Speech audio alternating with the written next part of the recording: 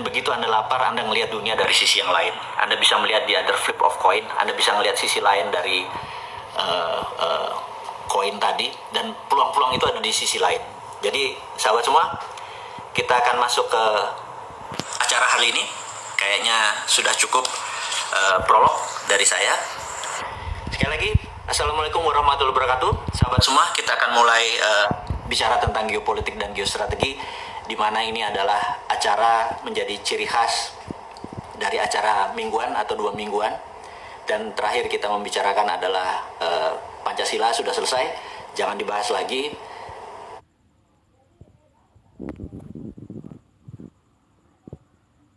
Jika ada yang membahas, Anda ingin merubah kedaulatan bangsa Indonesia, dan Anda berhadapan sama kita semua, sahabat Bosman Sontoloyo ini. Jadi pertama yang kita mau diskusikan, saya ada catatan dari ini adalah marahnya Pak Presiden kemarin, tanggal 18 sih marahnya, tapi 10 hari kemudian diluncurkan di media massa dan dipublikasikan. Bagi saya ini hanya mengingatkan sahabat saya ketika saya ini memiliki sahabat, dia adalah wakil ketua intelijen BIN-nya Malaysia. Dia sewaktu pemilihan menteri di bulan Oktober kemarin 2019, dia menelpon saya kaget juga, udah lama nggak berkomunikasi sama dia. Kemudian dia mengatakan bahwa brother, ini pemilihan menteri oleh presiden Anda kali ini berbahaya. Saya bilang, kenapa gitu ya? Nah, maaf, kita lompat sebentar teman-teman semua, bahwa di dunia shadow setiap hari kita selalu berdiskusi. Maaf, suara saya kedengeran nggak? Saya kok agak putus nih. Masih oke? Tes 1 dulu. Oke.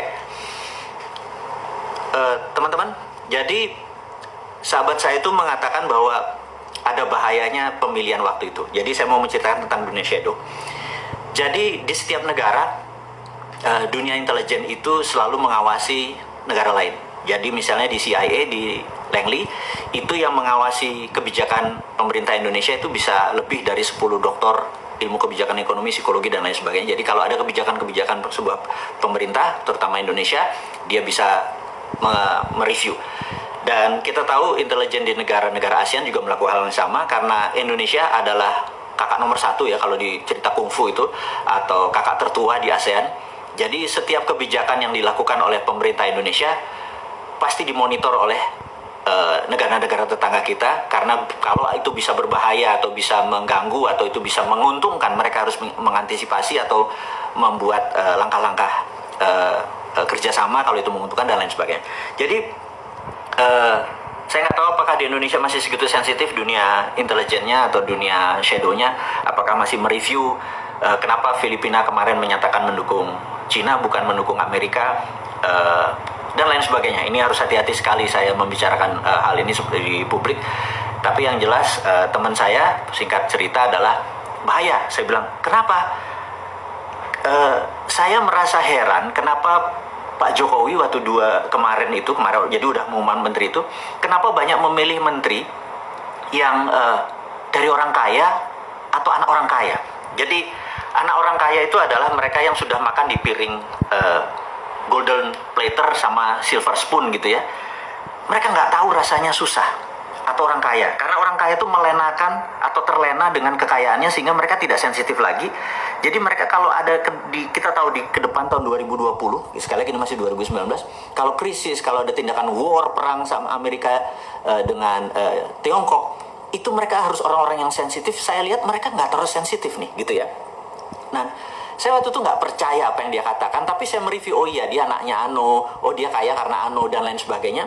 Sehingga waktu Pak Presiden kemarin marah bahwa sense of crisisnya dari para menteri ini tidak ada, saya jadi teringat kata-kata teman saya 9 bulan yang lalu yang mengatakan hati-hati, menterinya tuh nggak sensitif gitu ya. Jadi sementara kata-kata sensitif itu kata-kata yang penting, sehingga saya harus mengingatkan sekali lagi kepada para menteri, bukan para presiden, bukan pada Pak Presiden, bahwa kepada siapapun, para menteri, Anda yang dimarahi oleh Pak Presiden, Anda punya rasa, benar nggak? Saya sarankan Anda mundur kalau Anda yang ditarget oleh Pak Presiden. Atau kalau Anda bukan yang tidak ditarget, tetapi Anda merasa Anda tidak mampu, mundur. Karena sekali lagi, kami, rakyat, kita-kita ini sudah capek Indonesia nggak pernah jadi juara dunia lagi. Atau nggak pernah jadi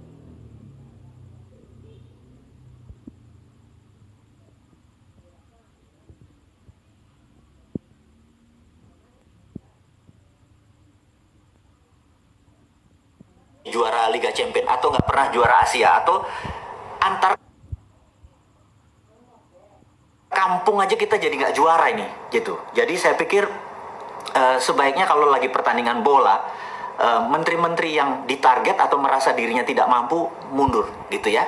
Dan kenapa mundur? Karena kan Anda punya rasa, Anda lihat kayaknya saya nggak perform deh, ya sudah mundur aja. Lalu kepada menteri yang ditarget, mundur. Sekali lagi, ini bukan krisis, ini udah extraordinary. Jadi kalau di masa ordinary, di masa ekonomi biasa saja, itu cara mengelola ekonominya gampang, cara mengelola negaranya gampang. Berdasarkan demand supply, berdasarkan boom bust. Kita tahu ekonominya lagi boom, lagi naik, atau lagi bust, lagi turun. Begitu lagi turun, suku bunga diturunin supaya terangsang lagi, dan naik. Begitu ketinggian, suku bunga dinaikin, uang lagi ditarik. Itu adalah teori ekonomi biasa, juga mengelola negaranya biasa.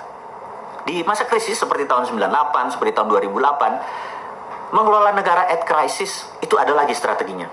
Jadi itu ada extraordinary. Sahabat semua, saya mengingatkan saat ini bukan lagi negara atau dalam dunia dalam keadaan krisis atau krisis, tapi dunia at war. Itu kategorinya berbeda. Jadi sahabat semua, saya juga mengingatkan Anda para menteri, mudah-mudahan Anda mendengar menonton live video ini atau nanti rekamannya, bahwa yang namanya at war itu berbeda ngelola pada saat ekonomi atau dunia dalam keadaan krisis atau dalam keadaan normal. Sejak 2017 dunia confirm dalam keadaan economic at war, karena menurut saya kebijakan kemarin 2017 sampai 2019, sekarang sampai 2020 udah 3 tahun, ini salah kaprah karena melihat dunia hanya dalam keadaan krisis. Tidak, sekali lagi ini dalam keadaan war. Saya sekedar mengingatkan, ketika Donald Trump dilantik Januari 2017, besoknya Pak Trump lagi. Trump menaikkan anggaran militernya menjadi 700 billion dolar. Saya mau ingatkan, anggaran militernya 700 billion dolar. Padahal biasanya cuma 500, naik 200 billion. Saya hanya mengandaikan anggaran Menteri Pertahanan di Indonesia, anggaran militernya di Indonesia adalah 135 triliun rupiah, atau kalau didolarkan adalah 9 billion dolar. Indonesia anggaran militernya hanya 9 billion dolar, sementara Amerika dalam 1 tahun nilainya 700 billion. Sahabat semua, saya sekedar mengingatkan bahwa jika seluruh anggaran militer dunia digabung, Tiongkok yang 200 billion, Jepang, Korea Selatan, Australia, semua di total itu masih lebih banyak anggaran militer Amerika. Dan Amerika memang mendominasi militer, mendominasi. Dan keesokan harinya dia mengangkat Pompeo menjadi Direktur of CIA, orang number one CIA. Dan kita tahu dunia militer itu ada dua, yang satu kombatan atau perang atau pakai bedil, di mana 60% dari anggaran yang 700 billion tersebut untuk kombatan, yang 40% adalah untuk CIA operation. Ini mengagetkan dunia karena artinya pada saat itu Trump sudah mendesain Amerika dalam keadaan war atau perang.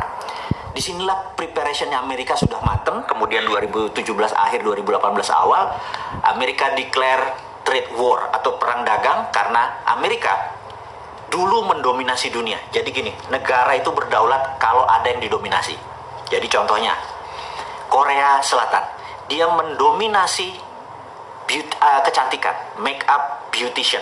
Jadi dia gunakan K-pop dan drakor sebagai frontingnya, back endnya adalah industri kosmetik.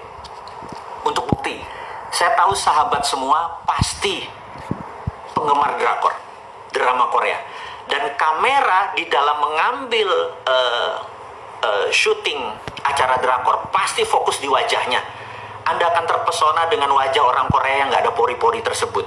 Dan Anda bisa jatuh cinta karena cantik atau gantengnya orang Korea tersebut.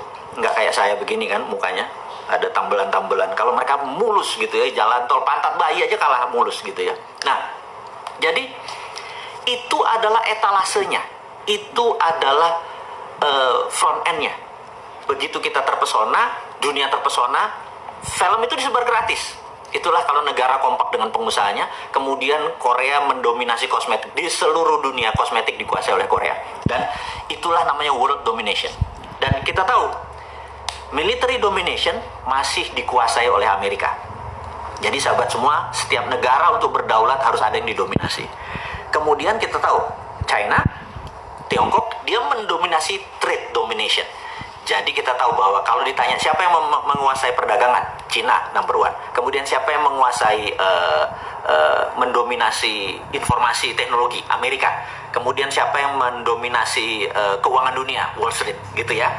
Siapa yang mendominasi currency yang transaksi dunia, 97% menggunakan dolar, gitu ya. Jadi dolar dominationnya, currency domination dipegang dolar. Jadi kalau kita lihat dari world domination, military domination dipegang Amerika, currency domination dipegang Amerika, transaksi domination kayak Wall Street atau investment dipegang Amerika, trade domination dipegang China, kosmetik, beautician dan lain sebagainya dipegang oleh Korea. Indonesia di mana dominasinya, gitu ya? Kalau kita tidak mendominasi, kita jadi victim. Karena itu saya pernah bilang bahwa kalau kita mau bermain, ada yang kita bermain. Kita ini berada di 80% wilayah kita adalah lautan, dan lautnya adalah di Katulistiwa, di mana tempat beternak atau bertelur hampir seluruh kehidupan laut adalah di wilayah yang berkarang dan seperti Indonesia ini. Sehingga kita punya teh jangan sampai di Bremen menguasainya, kita punya tembakau ada di Eropa juga pasarnya atau bursanya. Kalau kita mau mendominasi, ini yang saya mau sarankan ke pemerintah sekarang, kalau kita mau berdaulat, apa yang kita dominasi? Yang kita mau dominasi adalah bursa ikan. Jadi kalau bisa, Indonesia menentukan harga ikan dori, harga ikan apapun, salmon, apapun itu, karena kita bisa jadi raja ikan, dan ikan adalah binatang yang saat ini kita bisa mendominasi. Ada yang bilang mendominasi utang gitu ya. Sahabat semua, jadi kalau kita mau bernegara, mau menjadi negara berdaulat, seperti misinya kita, seperti impiannya kita, seperti tugas kita mengingatkan bernegara adalah, yuk menjadi negara berdaulat. Cara berdaulat adalah ada yang kita dominasi. Ingat, setiap sesuatu itu pasti ada pasarnya, dan setiap pasarnya ada bisnis modelnya. Dan kita tahu military domination dipegang Amerika, kenapa kita mesti berkompetisi ke sana? Trade domination dipegang China, kenapa kita mesti menjadi negara pedagang juga, malah jadi victimnya China gitu ya. Jadi ini adalah sekedar usulan-usulan di mana sahabat semua mengerti bahwa niat kita mengingatkan pemerintah, karena saat ini saya merasa miris tidak ada satupun negarawan yang mengingatkan pada saat negara ini salah. Padahal ada senior-senior kita itu misalnya Pak Tri Sutrisno, Pak Amin Rais, Ibu Megawati. Itu kalau ada milenial melakukan kesalahan, tempeleng aja mereka, kamplengi mereka, tapi ya sangoni, ini loh cara yang benar, setelah dinasihati ini cara yang benar. Jadi saat ini banyak kesalahan-kesalahan dari pemerintah atau kebodohan-kebodohan dari para menteri atau pejabat. Satu pun tidak ada negarawan yang mengingatkan dan meluruskan. Jadi apalah kita ini, komunitas kita ini tidak anti pemerintah. Kita ingin negara kita berdaulat, itu kita peringati dan kita kasih cara yang benar. Jadi sahabat semua, kita nggak akan lelah mencintai negara ini, walaupun negara ini dikelola oleh pengusaha yang saat ini, penguasa yang saat ini mungkin sebagian mencintai negara lain. Nggak apa-apa, kita pokoknya terus aja berjuang. Jadi kembali ke marahnya presiden. Jadi ada baiknya menteri-menteri tersebut mundur, karena siapa yang harus mundur? Anda merenung deh, ada 40-an sekitar menteri 34 dan beberapa pejabat yang di teras tinggi negara. Pakai hati lah, karena sekali lagi Anda kan punya hati, Anda tahu rasa, karena itulah penting buat kita. Jadi kalau bahasa Jawa tuh sejati ini rasa sukmo sejati, itu adalah, jadi kesejatian tertinggi itu adalah kalau Anda punya rasa, dan saya yakin semua orang punya rasa. Jadi gunakanlah sukma sejati Anda, yaitu rasa, sehingga negara ini bisa berjalan dengan baik, yaitu mundurlah menteri-menteri yang tidak kompeten gitu ya. Oke. Kemudian saya juga mengingatkan untuk sahabat semua, sahabat muda semua, saya ini memprovokasi